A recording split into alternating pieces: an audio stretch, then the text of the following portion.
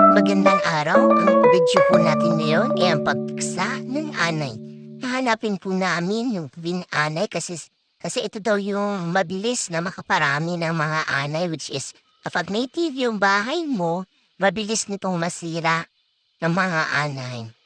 Ayan, tara, samahan niyo po kami. Ayan, dito po tayo sa unang bahay ng anay. So, napansin namin hindi siya masyadong mahirap gibain. At wala din po siyang anay. Hindi po kaya ito ang tunay na bahay ng ngununong puso? Oh no, tabi-tabi po.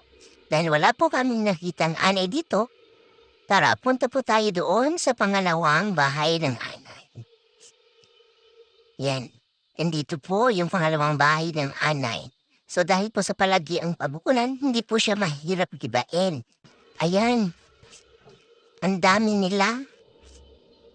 Konting giba pa lang, makikita mo na ang dami nila.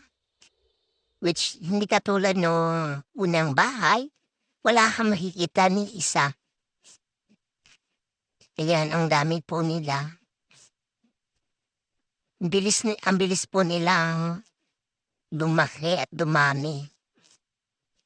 Ayan, dahil sa madami po sila, tinawag po namin yung mga alaga naming manok.